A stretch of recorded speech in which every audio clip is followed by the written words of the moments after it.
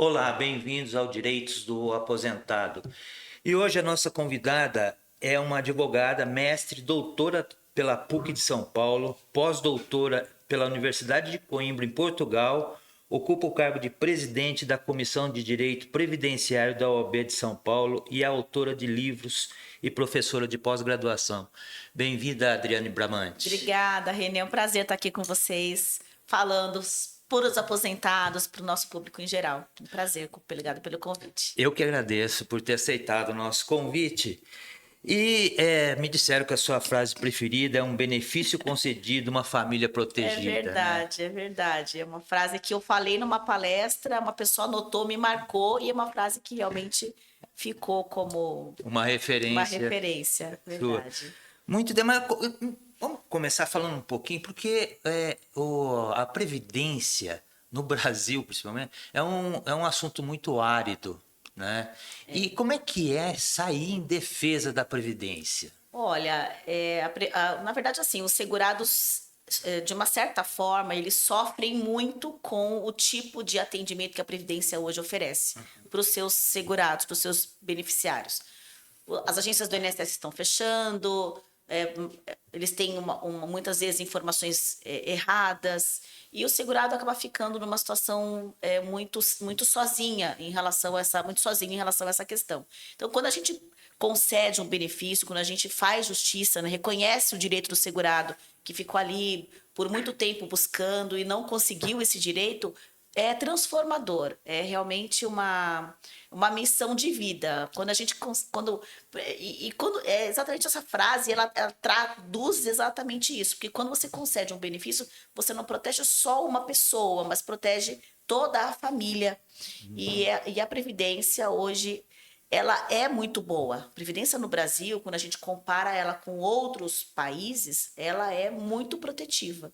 Só que precisa realmente melhorar a questão da educação previdenciária, as pessoas precisam se conscientizar da importância da previdência, então é Você importante. sabe que o Sindinap também ele nasceu dentro dessa brecha, né? Porque o aposentado ele não tinha amparo nenhum. Foi uma época bastante difícil, 24 anos atrás, quando nós estávamos passando por uma transição de moeda, a inflação Sim, vinha, começava galopante, né?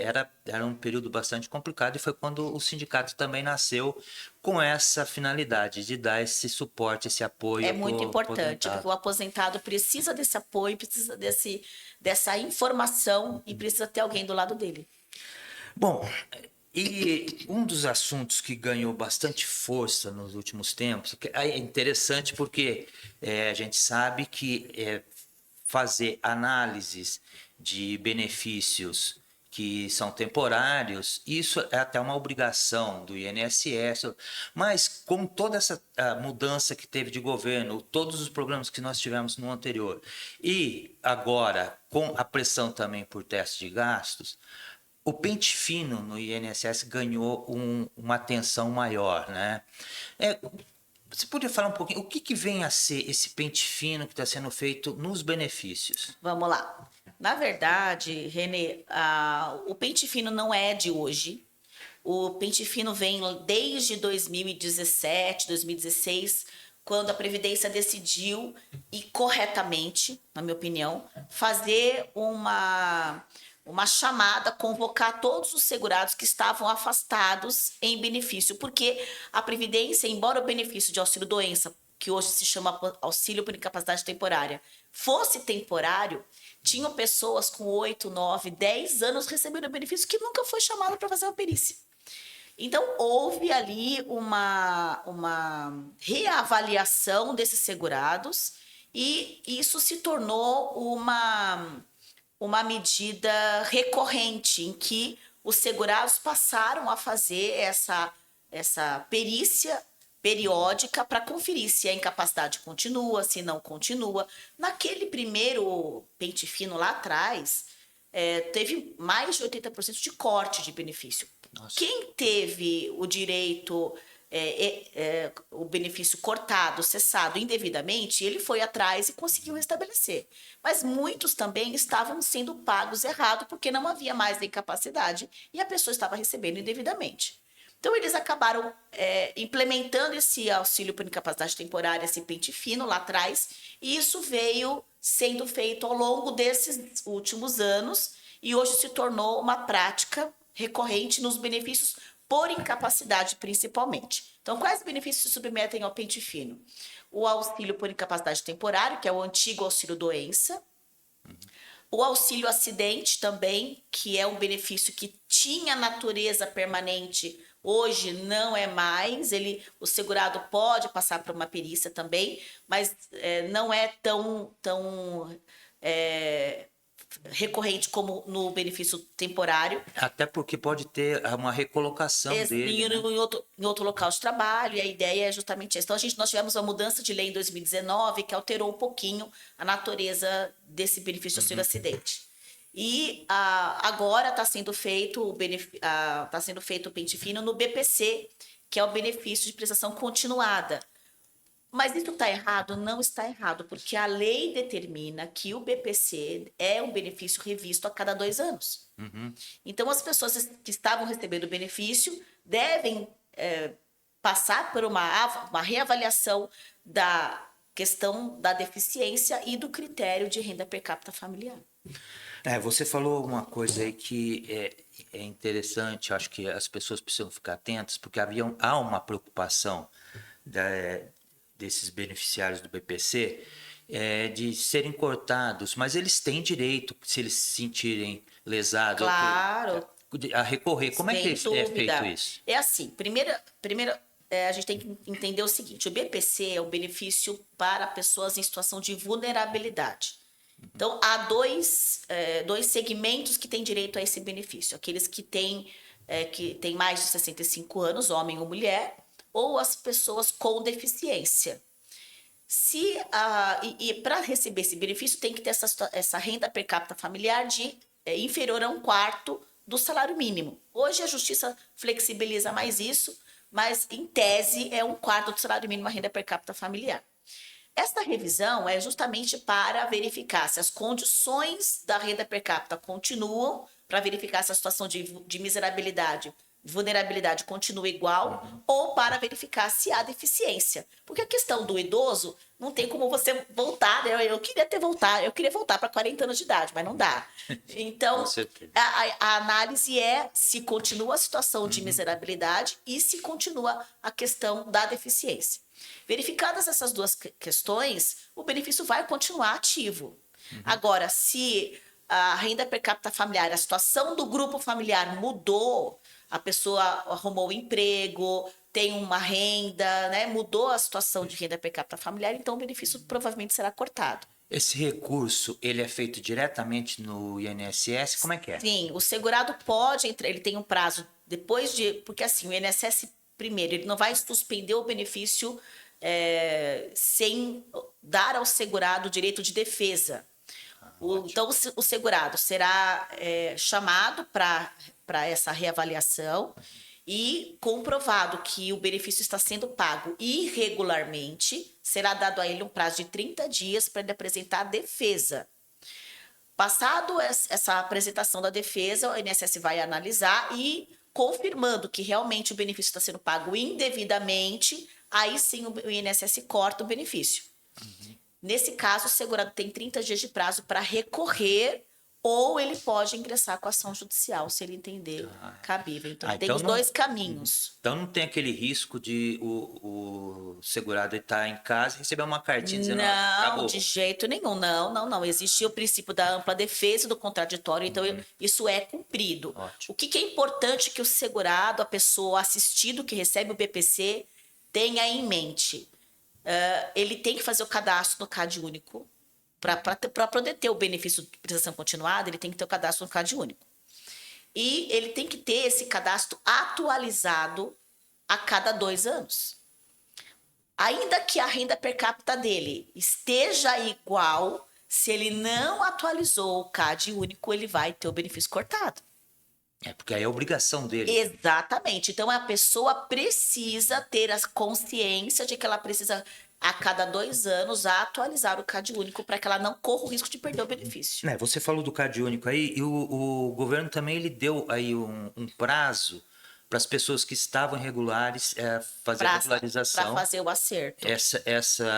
Esse pedido do governo, essa determinação do governo, foi em julho e terminaria em 90 dias, mas parece que ele prorrogou, né? Sim, prorrogou, Então, tem porque ainda mais tem uma muitas chance. pessoas que ainda não fizeram.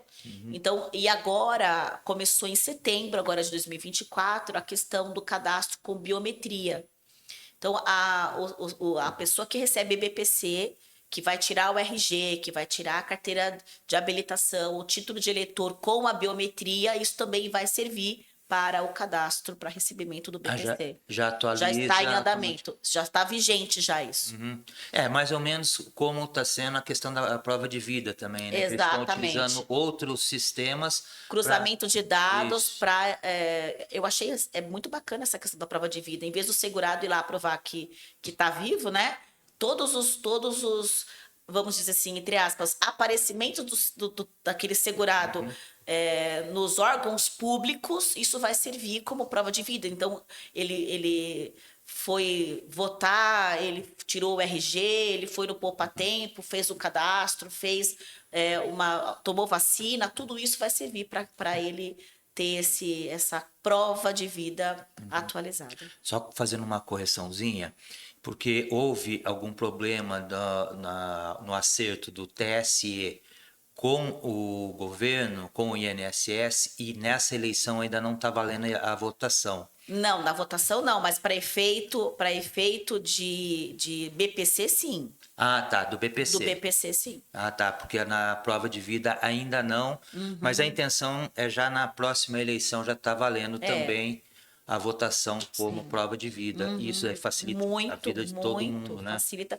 Apesar de que muitas vezes, na maioria dos casos, eu acho que a prova de vida com a eleição para as pessoas idosas não funciona muito bem, porque você não precisa, depois de uma certa idade, acho que 65 anos, 70 anos, você não precisa mais votar. E são as pessoas que geralmente não precisam fazer a prova de vida, né? E acabam não votando. Então, Mas para aqui no eles, sindicato a gente está pedindo para ir votar e eu acho votar que em tem que gente votar. comprometida Isso, com o exatamente, idoso. porque é importante Sim. que ele exerça esse direito, essa cidadania, né? Nós tivemos aí algumas reuniões com candidatos querendo saber as propostas deles, mas também apresentando as nossas pautas Que bacana, muito importante. para que eles pudessem se comprometer, porque sem esse compromisso fica difícil. A gente precisa ter alguém lá que mas voltando à Previdência. E tem uma coisa que a gente percebe aqui, é que muita gente confunde BPC com aposentadoria. É verdade, Renê. Não Ótima são. observação, muito boa observação. Vamos separar o joio do trigo. Então, a gente tem o seguinte: o BPC é um benefício assistencial em que a pessoa não precisa contribuir para ter direito a benefício assistencial. Esse benefício é de um salário mínimo, ele tem que comprovar a deficiência ou ter mais de 65 anos, homem ou mulher, e a situação de vulnerabilidade. Só que a Previdência Social, que não é a assistência, a Previdência tem um benefício que é a aposentadoria da pessoa com deficiência. E diferente do BPC, que não exige contribuição, as aposentadorias da pessoa com deficiência exigem contribuição e exige a prova da deficiência. Então, esses segurados, a Previdência vai exigir deles dois requisitos principais. Então, veja, eu tenho duas espécies de aposentadoria por deficiência: a por tempo de contribuição e a por idade. Na idade, eu preciso que o segurado comprove 60 anos de idade, a mulher 55 anos de idade e 15 anos na condição de deficiência.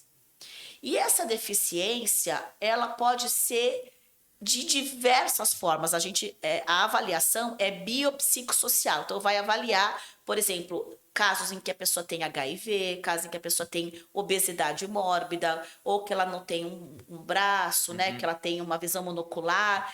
Tudo isso vai depender de uma avaliação com a perícia médica e com o assistente social do INSS. E a aposentadoria da pessoa com deficiência, nós temos 3 graus: leve, moderado ou grave. Na deficiência leve, o homem tem que ter 33 anos de tempo e a mulher 28. Na deficiência moderada, o homem tem que ter 29 anos e a mulher 24. E na deficiência grave, a mulher tem que ter 20 anos de contribuição e o homem 25. Então, depende muito de cada caso, da avaliação, mas para essa aposentadoria ela é muito bacana, porque a Previdência amplia a possibilidade desse segurado, que apesar da deficiência, trabalha. Então, é a pessoa que teve poliomielite, né, que tem uma perna mais curta que a outra, que sofreu um acidente e tem uma perna mecânica, que teve amputação, né, de membros superiores, inferiores, enfim. Então, existem N possibilidades de ter essa aposentadoria da pessoa com deficiência, mas, diferente do assistencial, esta aposentadoria exige contribuição mínima de pelo menos, na aposentadoria por idade, 15 anos de contribuição com deficiência. Tá? E é importante informar que a aposentadoria por tempo de contribuição da pessoa com deficiência é a única aposentadoria que não exige idade mínima. E o valor do benefício é 100% da média. E o mais interessante é que a pessoa que se aposenta por esta espécie de aposentadoria pode continuar trabalhando normalmente, porque ela não está aposentada por invalidez. Há uma confusão, Renê, de invalidez com deficiência. A pessoa, eu não quero aposentar por invalidez, eu quero aposentar por deficiência. Por exemplo, ontem eu atendi uma cliente, uma segurada, que ela tem glaucoma, ela perdeu uma visão do olho esquerdo e agora ela fez uma cirurgia, perdeu a visão praticamente do olho direito. Ela quase está cega por causa do glaucoma e tudo mais. Fiz o cálculo dela e para ela aposentar, eu considerei ali deficiência moderada, né? Que ela precisaria comprovar 24 anos, porque ela ainda consegue enxergar e tudo mais. Ela, com um olho, mas com dificuldade, mas ainda consegue. Então, assim, eu considerei uma deficiência moderada. Nessa deficiência moderada, eu fiz a contagem dela e para ela faltaria 1 ano e 10 meses para completar o tempo para essa aposentadoria. Só que como ela está com a visão comprometida e ela é segurada, eu falei, vamos fazer o seguinte, em vez de a gente pedir a aposentadoria da pessoa com deficiência, vamos buscar a aposentadoria por incapacidade permanente, que é a invalidez. Por quê? Porque como ela está com a visão comprometida e a outra provavelmente vai também perder totalmente, a invalidez para ela é mais vantajoso porque ela tem direito depois dos 25% a mais em razão da grande invalidez, por causa ela vai precisar de um cuidador, de uma terceira pessoa. Então, a invalidez acabou sendo para ela, neste caso, mais vantajoso. Então, veja que eu tenho ali 2 possibilidades e a gente tem que analisar e verificar qual é a melhor possibilidade para o segurado, para que ele possa buscar o benefício mais vantajoso.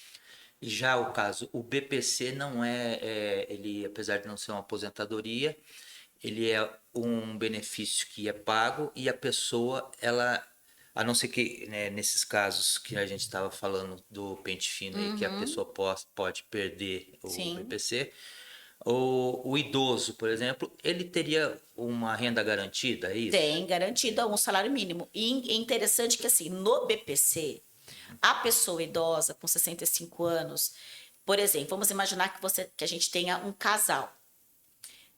Se o homem recebe o BPC, o cálculo do BPC dele não entra no cálculo da renda per capita familiar para a mulher.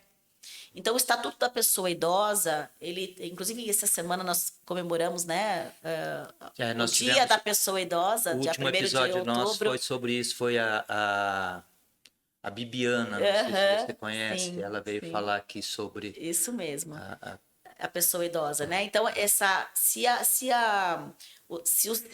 o Estatuto da Pessoa Idosa trouxe essa exceção em que eu posso ter um cônjuge, um casal, em que os dois recebam o BPC.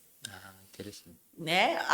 A diferença do BPC com o benefício previdenciário é que ele não tem o abono no final do ano, né? Não tem o abono anual, o 13º, né? E ele também não vamos dizer assim, ele não vira pensão por morte, ele é personalíssimo, ele morre com a pessoa.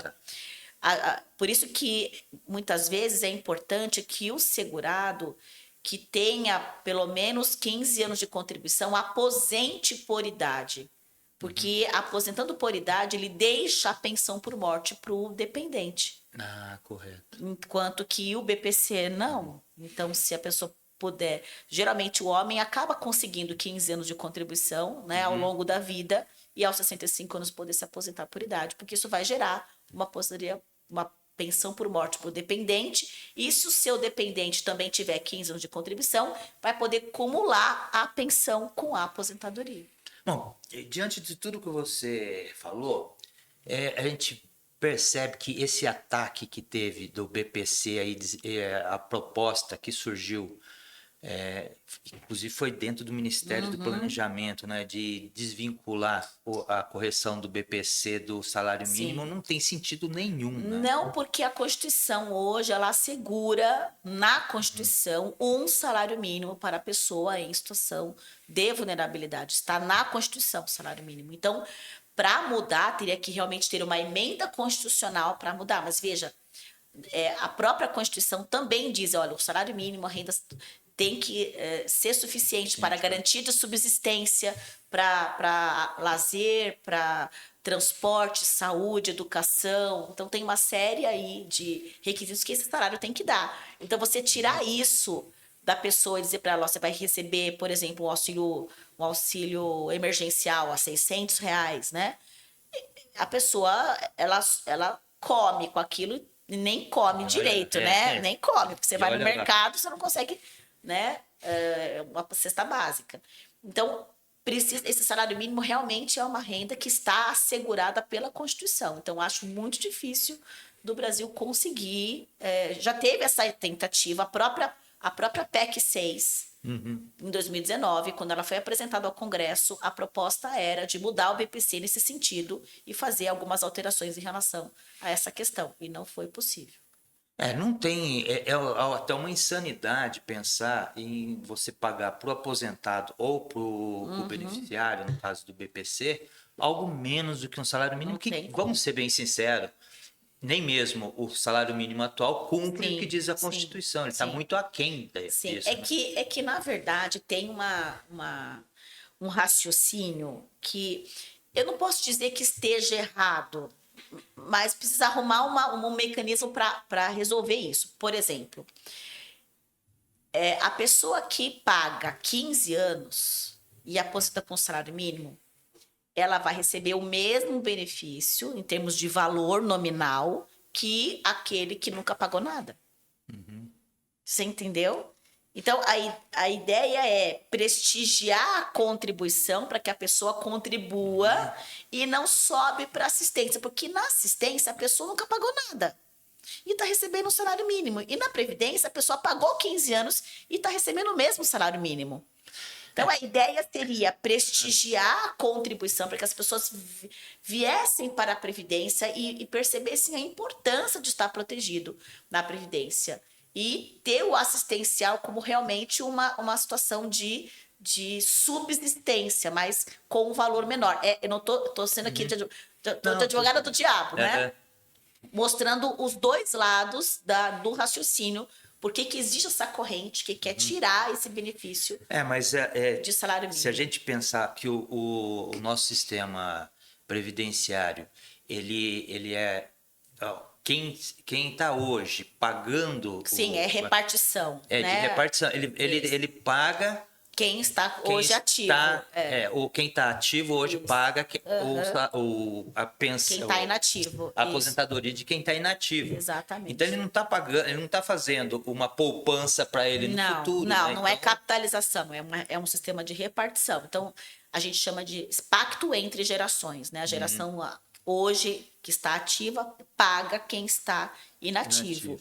E a gente tem o sistema hoje nosso, previdenciário, eu digo que é um sistema muito inteligente, porque a Constituição assegura que toda a sociedade financia a Seguridade Social. E a Seguridade é Previdência, Saúde e Assistência. Então, a gente não paga a Previdência, só a Previdência, gente. Esse copo aqui, para você ter ele aqui, você pagou o imposto. Sim. E esse imposto foi uma parte para a Seguridade Social. Então, tudo que a gente compra, toda a sociedade paga uma cota, né, para a Seguridade Social, para ter assistência, saúde e previdência. Toda essa assistência, né? Bom, e como é que fica? Porque o presidente do INSS, o Stefanuto, ele falou recentemente, e o Lupe também tinha comentado sobre isso, que a aposentadoria por invalidez, que não entrou nesse pente fino que está ocorrendo agora, entraria numa segunda fase. Sim. Isso é normal também. Sim, é normal, porque a invalidez hoje, que inclusive hoje o nome se chama aposentadoria por incapacidade permanente, que também está errado, porque não é a incapacidade permanente, porque pode ter alta. A gente tem 3 situações em que o INSS pode cessar três situações em que o INSS não pode cessar mais a invalidez, que são quando o segurado aposentou por invalidez pelo fato de ter HIV, pelo fato de ter AIDS, pelo fato dele ter mais de 55 anos de idade, ter recebido o benefício por incapacidade por 15 anos, ou se ele tiver mais de 60 anos de idade. Então, nessas 3 situações, o segurado não pode ter mais a alta do seu benefício e a invalidez se tornou definitiva. Fora esses casos, todos os outros, o segurado está sujeito a passar pela perícia. Então, esse pente fino, na verdade, é uma revisão normal que o INSS tem que fazer, é que por muitos anos isso não foi feito e que agora o INSS adotou como prática revisitar os segurados que estão aposentados por invalidez para confirmar se a pessoa realmente está incapacitada para o trabalho definitivamente ou não. Então, é por isso que isso falando do pente fino que está ocorrendo, que há essa previsão de um número tão elevado de cancelamentos? Exatamente. Porque muitas pessoas recebem o benefício indevidamente, né? Outras recebem o benefício adequadamente, e aí, nesse caso, basta continuar comprovando que você está incapaz e o benefício não corre risco nenhum de ser cessado. Agora, o segurado tem que ter em mente o seguinte: mesmo que ele seja aposentado por incapacidade permanente, por invalidez, o ideal é não fazer empréstimo consignado, porque eu posso ter uma alta, e isso compromete a renda, né? Ele tem que manter sempre relatórios médicos atualizados, porque quando o INSS chama para fazer perícia, é assim, a semana que vem. E se ele não tem, um plano de saúde, e quando ele for fazer perícia, se for para a semana que vem, ele não vai conseguir levar um relatório médico, né? E isso pode comprometer. Às vezes, o segurado ele está incapaz, mas ele não conseguiu passar no médico para pegar um relatório médico atual, e isso pode comprometer a continuidade dele do benefício. Então, é muito importante que o segurado seja aposentado por invalidez, seja em auxílio doença, que é o auxílio por incapacidade temporária hoje, recebendo benefício por incapacidade, é importante que ele mantenha sempre a visita ao médico, tenha sempre um relatório médico atualizado, de preferência a cada 6 meses. Ele consegue no SUS esse Consegue, relatório? ele vai fazendo, ele passa por consultas periódicas, né? E ele vai continuar fazendo um tratamento, porque se ele está doente, ele faz um tratamento, está se tratando. Então, a ideia que o INSS tem é que, se ele está incapaz para o trabalho, ele continua fazendo avaliações médicas periódicas. Então, é importante que ele tenha sempre esse relatório médico atualizado, que ele mantenha o seu endereço atualizado no sistema do meu INSS. Por quê? Porque o INSS vai intimá-lo ou por carta ou por e-mail, e se o INSS não encontrar esse segurado, a primeira providência é suspender o benefício. Não suspender porque ele não vai receber o benefício, suspender porque, quando suspende, o segurado vai no INSS saber o que está acontecendo. E se ele não conseguiu intimar o segurado, porque o endereço estava errado, porque o e-mail estava errado, porque ele não conseguiu acesso para esse segurado, a maneira como ele tem de comunicar o segurado é suspendendo o benefício, porque aí o segurado vai atrás. A gente recebe, às vezes, algum aposentado aqui reclamando, mas cortaram o meu... E não é, realmente é porque ele não foi encontrado. Exatamente. Depois ele recebe normalmente. Normal, aí ele passa pela perícia, atualiza o endereço, o INSS restabelece imediatamente o benefício, mas é uma forma do segurado entrar em contato. Bom, estamos encerrando aqui o nosso programa. Ah, que Dava pena. pra ficar um pouco. Verdade. Mas eu quero entrar num assunto. Nós nem conversamos antes sobre isso, mas a gente tem visto aí uma nova onda de pressão para uma nova reforma da Previdência Social. Sim. E é aquela reforma de cima para baixo que nós já vimos lá atrás, retirada de direitos. Sim. Como é que você vê essa pressão? Acho que assim, a Previdência vai sempre ter reforma. Isso é uma coisa que a gente tem que ter consciência, isso no mundo todo. Mas eu acho que a gente tem que ter uma reforma não pautada na redução de direitos, mas pautada na educação previdenciária. Nós temos hoje 39 milhões, segundo o IBGE, de pessoas na informalidade. Como é que eu trago essas pessoas da informalidade para se formalizarem? Porque a Previdência hoje faz uma propaganda muito ruim. Ela tem um marketing péssimo. Por quê? Porque você liga a televisão, não, vai ter reforma, vai ter reforma. E isso faz com que as pessoas se afastem da Previdência, deixem de contribuir. Eu vou fazer Previdência privada, mas não vou pagar a pública porque vai quebrar, não vou pagar. Então, as pessoas acabam tendo medo e não confiando no sistema. E isso faz com que as pessoas se afastem da Previdência. Sim. Então faz propaganda diferente. Olha, gente, vem para a Previdência, é legal, tem benefício, você tem auxílio doença, você tem maternidade, você tem aposentadoria por incapacidade ou por idade. Então você tem benefícios previdenciários que são melhores de qualquer previdência complementar. E precisa fazer uma propaganda para trazer e atrair as pessoas para a Previdência. Então ela tem que trabalhar com educação previdenciária, e trabalhar com mais da arrecadação e não retirada de direitos. Porque a retirada de direitos nós já tivemos muito em 2019. A pensão por morte foi terrível. Então, sofrer mais uma reforma e retirar mais direitos vai tirar ainda mais as pessoas do sistema previdenciário. E isso não é bom, porque quando você afasta as pessoas da Previdência, sobra para assistência. E a assistência não tem contribuição. Ela é um benefício em que a pessoa vai ter o direito por situação de vulnerabilidade. E não tem contribuição.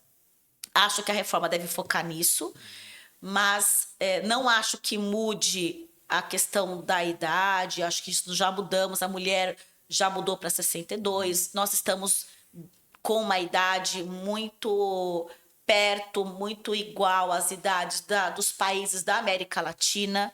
Até mais, porque tem país aqui, né, com 60 anos, 62, não chega nem a 65. Temos que lembrar que nós somos um país ainda em desenvolvimento, então não dá para comparar o Brasil com a Espanha, com Portugal, com a Alemanha. Então a gente tem que tratar o Brasil como um país totalmente diferente, com uma geografia continental, é um país continental. Então a gente tem que analisar com esse viés. E uma coisa que o Sindinap ele vem defendendo é que todos os atores sejam ouvidos. E não como foi feito a de 2019 e as anteriores também, Sim. em que se fecham em gabinetes e tentam resolver tudo. Sim, E quem é realmente afetado, que são os aposentados e os trabalhadores da ativa, que um dia vão precisar se aposentar, não são ouvidos, né? Exatamente. Sim, a gente espera que haja audiências públicas, que nós possamos ser ouvidos, sem dúvida nenhuma. Bom, isso é democracia, né?